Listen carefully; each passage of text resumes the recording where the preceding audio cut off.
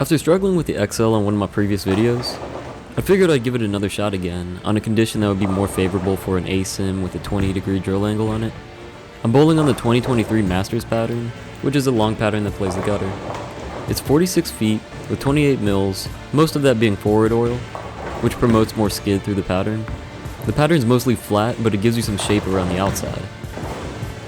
For this video, I'm throwing the Roto-Grip XL, which is drilled with 20 by 4.5 by 40. This layout, per the instructions, revs up the soonest, and before I start scoring, I hit it with 500 grit. I get a few shots playing second arrow, trying to keep it tight to the head pin, but it doesn't shape well, since that's where the pattern's the flattest. Moving to first arrow, I toss it straight in the gutter, which I don't mind during practice. Being scared of the gutter is the worst way to play the gutter. I hit the ball with a 500 pad again, since surface doesn't last very long and I want to make sure it's fresh for the beginning of the game. And at this point I'll treat it like competition and won't make any more surface changes. I shifted the camera over slightly so you can get a better view of the gutter. I'm trying to play around 3 at the arrows, with a hand position that allows the ball to get traction early, so I can have the core tip over sooner and shape the pattern. Heavy forward roll on the ball will create more traction by inducing more rolling friction, where a side roll and tilt would induce more skidding friction. And the pattern and lane surface provide enough skid, so we need more forward roll in this example.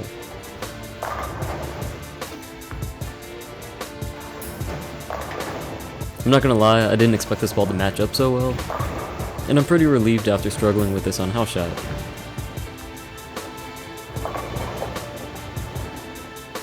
I've got some lucky breaks in this game, but man, 268 on the Masters pattern? Shit, I'll take it. Game 2.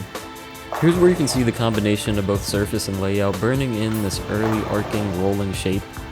Layout influences the shape, surface influences the traction. The sooner that the core starts to tip, the sooner the fresh cover stock makes contact with the lane. And comparing the line from the first game to the second, you can see it shaping off the gutter sooner while preserving enough torque at the end of the pattern. Now the line tracing might be a little off since it's an overlay and the camera shifts a little from shot to shot.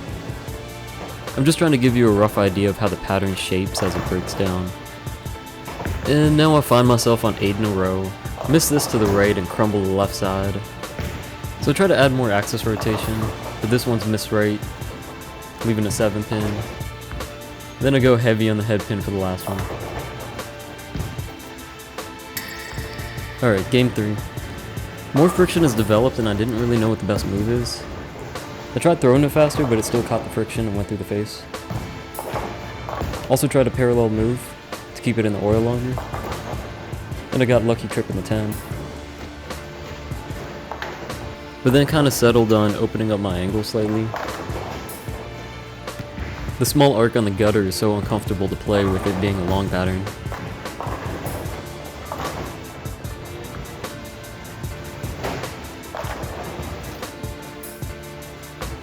I missed it at the bottom so the ball didn't finish, leaving a 10 pin. So I tried to get more in the next one, but then it goes through the face, leaving a big 4.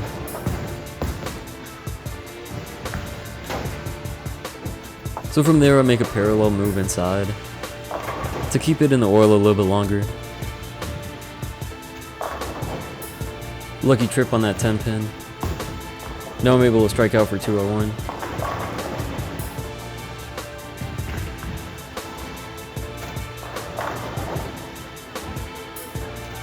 Alright, game 4. This is the last game I have for you today. Normally I like to get 5 games in, but this was right after filming the optimal idle curl on support shot, and my phone was at 10%. So if you liked this video format, go check out the other 2. And if you want to see me do more of these, feel free to pick any pattern and any bowling ball that you've seen me throw on this channel, and I'll try to get something together.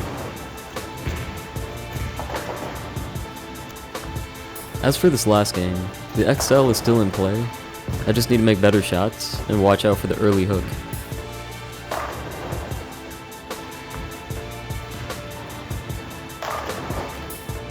Like this shot where I got a little bit too much on it, broke away early, and went through the face.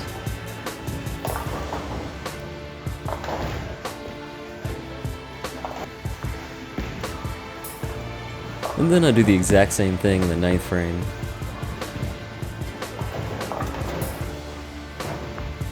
But overall, I'm really happy with the set. Starting off with a 268, then going 279, following up with a 201, and finishing out this last game with a 170. And before I end the video, I have a few more shots with the Summit Ascent. The weaker cover should get it through some of that early friction, and the high diff core should be able to get it to turn on the back end.